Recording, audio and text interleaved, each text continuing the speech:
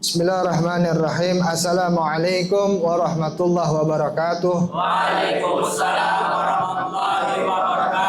Alhamdulillah alladzi faddala bani Adam bil ilmi wal amal ala jami'il alam wa salatu wassalam ala sayyidina Muhammad sayyidil arabi wal ajam wa ala alihi wa ashabihi ya nabi'al ulumi wal hikam. Allahumma ya muallima Adam wa Ibrahim allimna ilma ma yanfa'una wa anfa'na bima 'allamtana wa zidna faham. Amma ba'du, alhamdulillah, melanjutkan kembali dari pelajaran kita Khulasah Nuril Yaqin fi Sirati Sayyidil Mursalin. Telah masuk kita kepada bab ke-11 Al-Qatlah, yakni korban atau yang terbunuh. Ini masih rangkaian daripada tahun ketiga Hijriyah, tepatnya dari setelah perang Uhud. Kita lihat nomor 1, Bismillahirrahmanirrahim. Wa qutila minal muslimina fi Uhud akthar min sab'ina wa minal musyrikina salasatun wa ishrun. Dan telah syahid, qutila asalnya terbunuh atau dibunuh, dari kalangan kaum muslimin, tapi kita sebutnya syahid aja karena ihtiram, menghormatan kepada para sahabat yang gugur di medan Uhud. Jadi kita sebutnya qutila di sini adalah syahid. Wa qutila minal muslimin fi Uhud aksar min sab'in. Dan telah syahid di dalam perang Uhud ini dari golongan kaum muslimin itu lebih daripada 70 tentara. Wa minal musyrikin salasatun wa ishrun. Adapun dari kalangan orang-orang musyrik itu sejumlah 23. Jadi di perang Uhud ini korban atau syahid, orang yang syahid dari kalangan kaum muslimin itu lebih banyak daripada yang mati dari kaum musyrikin, karena di sini mengalami chaos. Wa qad masalat Quraisyun bi qatlal muslimina tamsila fazi'ah. Naam, tamsilan fazi'ah. Dan telah memutilasi seorang Quraisy, maksudnya seorang musyrik Quraisy, pada korban atau pada muslim yang syahid dengan potongan yang bukan potongan, Allahumma shalli Muhammad, dengan mutilasi yang keji. Jadi terjadi pemutilasian di sini. Wa qutila fi hadhihi al-ghazwa Hamzah amur Rasul sallallahu alaihi wasallam wa falahu rajulun ismuhu Wahsy. Dan telah syahid di dalam perang Uhud ini yaitu Sayyidina Hamzah. Siapa beliau? Paman, saudara laki-laki dari abahnya Nabi besar Muhammad sallallahu alaihi wasallam, yang beliau dijuluki nanti Sayyidus Syuhada. Sayyidus Syuhada, pemimpin dari kalangan orang-orang yang mati syahid. Ghafalahu rajulun ismuhu Wahsy. Bagaimana beliau bisa syahid di sini? Karena dikejutkan oleh seorang laki-laki yang bernama Wahsy. Wahsy adalah seorang budak yang dibayar oleh Hindun untuk membunuh Sayyidina Hamzah. Kenapa dibayar? Hindun begitu dendamnya sama Sayyidina Hamzah karena pada peristiwa perang Badar, sebelum perang Badar dimulai terjadi baiwan, 1 lawan 1. Di sana Sayyidina Ali sebagai pihak dari kaum muslimin melawan siapa? Al-Walid bin Utbah. Al-Walid bin Utbah adalah saudara laki-laki dari Hindun bin Utbah, binti Utbah, maaf. Kemudian ada Sayyidina Hamzah. Sayyidina Hamzah melawan siapa? Syaibah bin Rabi'ah. Ini adalah paman daripada Hindun. Kemudian ada Sayyidina Ubaidah ibn al-Haris yang saat itu melawan Utbah bin Rabi'ah. Utbah bin Rabi'ah ini siapa? Bapaknya Hindun, karena Hindun binti Utbah bin Rabi'ah. Berarti yang duel di sini dari pihak kaum muslimin Sayyidina Ali, Sayyidina Hamzah dan Sayyidina Ubaidah. Kemudian dari kalangan kaum musyrikin di dalam perang Badar tuh sebelum perang terjadi, itu duel yang mewakili kaum musyrikin adalah siapa? Saudaranya Hindun.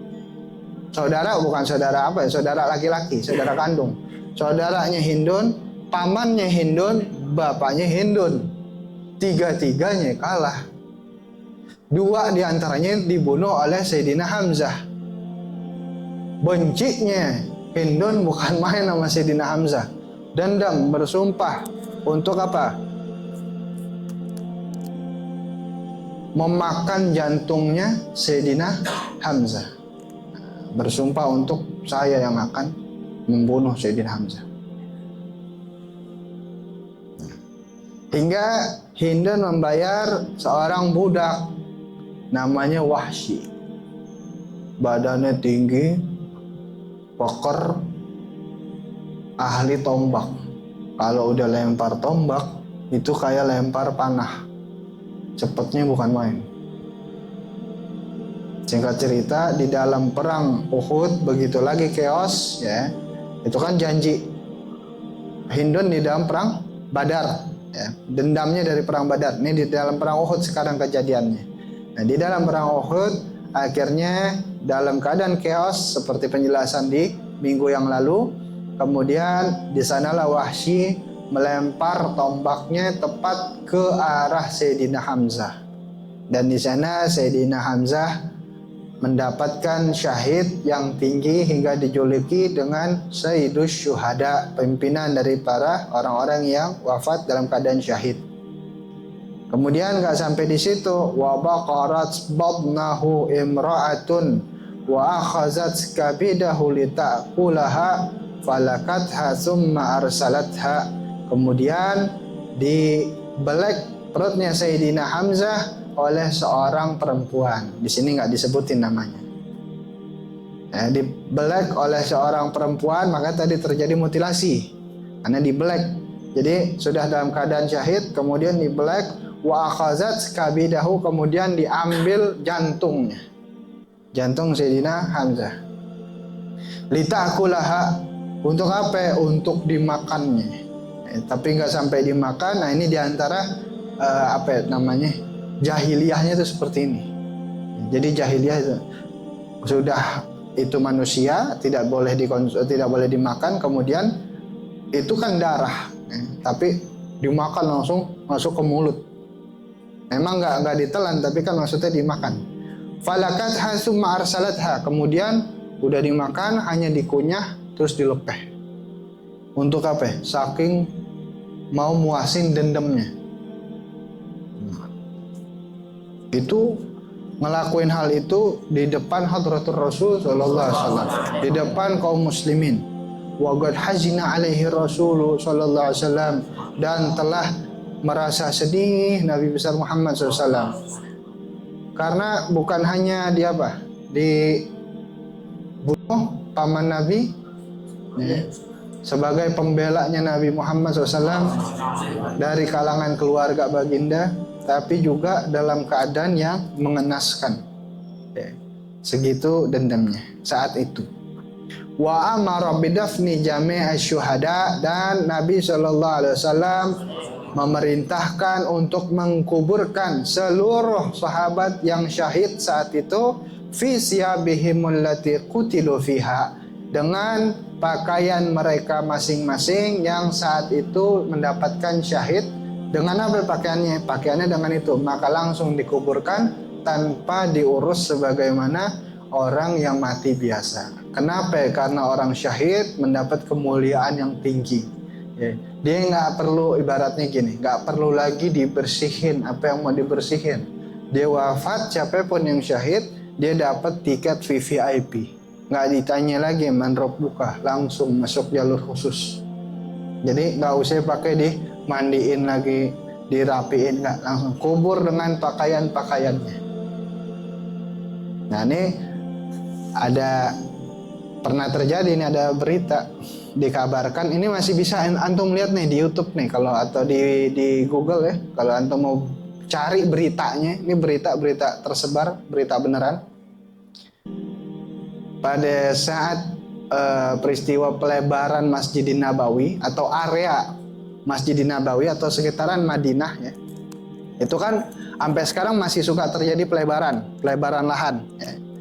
Terjadi pelebaran lahan, kemudian begitu apa namanya, mobil yang garuk tanah tuh,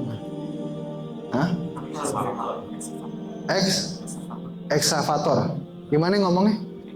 Coba ya, SK, Eksa, hah?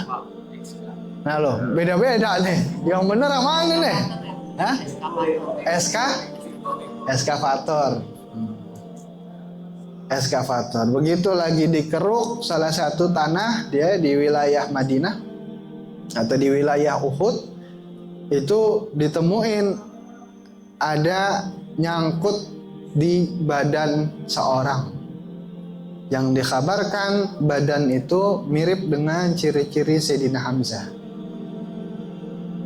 yang begitu hampir kena ya, udah kena dikit gitu, dan itu ngeluarin darah. Bayangin, ciri-cirinya Sayyidina Hamzah benar mirip dengan ciri-ciri Sayyidina Hamzah. Kemudian ini terjadi 14 abad lalu nih kejadian, sampai sekarang masih ngeluarin darah, membuktikan bahwa benar yang Allah Ta'ala firmankan, jangan kalian katakan orang-orang yang mati di jalan Allah itu mati, bal ahya, akan tetapi mereka itu hidup, walakin la tashkurun, akan tetapi kalian itu sebenarnya nggak ngerasain mereka tuh hidup di sisi Allah. Jangan kalian katakan orang yang mati di jalan Allah, yang syahid itu mati sebagaimana orang mati. Enggak, mereka tuh hidup. Di antara tanda hidupnya adalah apa? Masih ngeluarin darah.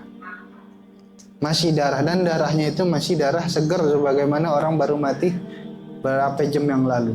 Padahal itu apa? Tubuhnya bukan tubuh yang baru. Tahu nggak maksudnya? Itu masih bisa antum lihat ya, kalau mau lihat. Tapi kalau diyakinin juga belum tentu bisa untuk diyakini itu benar Sayyidina Hamzah atau bukan, atau barangkali sahabat yang lain. Cuma itu masya Allah. Diperkirakan itu adalah salah satu jasad dari syuhada. Nah itu Nabi SAW apa? Nyuruh untuk kuburkan mereka yang syahid, yang menjadi syuhada saat itu dengan pakaian-pakaian mereka langsung. Walamma raja'al muslimuna ilal Madinah, tatkala kaum muslimin kembali ke kota Madinah, sakhira bihimul yahudu wal munafiqun wa qalu li ikhwanihim, diejeklah mereka kaum muslimin oleh orang-orang Yahudi dan orang-orang munafik. Yang Yahudi dan munafik itu berkata kepada sesama mereka, kepada saudara-saudara mereka, ngeledekin kaum muslimin yang balik dalam perang Uhud dengan kekalahan. Apa kata mereka? Laukanu indana ma matu wa maqutilu. Kalau aja mereka ikutin kita di mari, udah nggak usah pakai perang, nggak usah pakai ke Uhud, nah, nggak usah pakai pergi ngaji ke Menteng, maka apa? Kagak mati mereka, maka mereka kagak kalah, maka mereka nggak ada yang terbunuh, maka mereka nggak bocor bannya. Nah, kan maksudnya gitu kalau ngaji. Oh, ini gara-gara gue keluar ngaji nih bocor ban nih. Jangan begitu. Ya, hati-hati tuh kalau nggak Yahudi masuknya munafik tuh. Oh, laukanu indana ma matu ma qutilu. Kalau aja mereka santai-santai ikut kita di mari, nggak usah pakai keluar-keluar, ngapain sih? Ya, mereka nggak akan mati dan nggak akan terbunuh. Itu ledekan ya. Jadi udah dalam keadaan seperti itu, kemudian dapat ledekan lagi. Nah, itu diantara masih terjadinya ujian bagi kaum muslimin ya, dalam memperjuangkan ajaran agama ilahi, sampai nanti akan terjadi Fathu Makkah nantinya, pembebasan kota Makkah. Dan seterusnya. Ini adalah merupakan masih rangkaian daripada peristiwa di tahun ketiga Hijriah, yakni judulnya Al-Qatla. Insyaallah kita lanjutkan di minggu depan tentang hawadis, yaitu kejadian kejadian yang ada lainnya di dalam tahun ketiga Hijriah. Wallahu a'lam bishawab. Mudah-mudahan sedikitnya bawa manfaat. Wa bisirril Fatihah. A'udzubillahi minasyaitonir rajim. Bismillahirrahmanirrahim. Alhamdulillahirabbil alamin.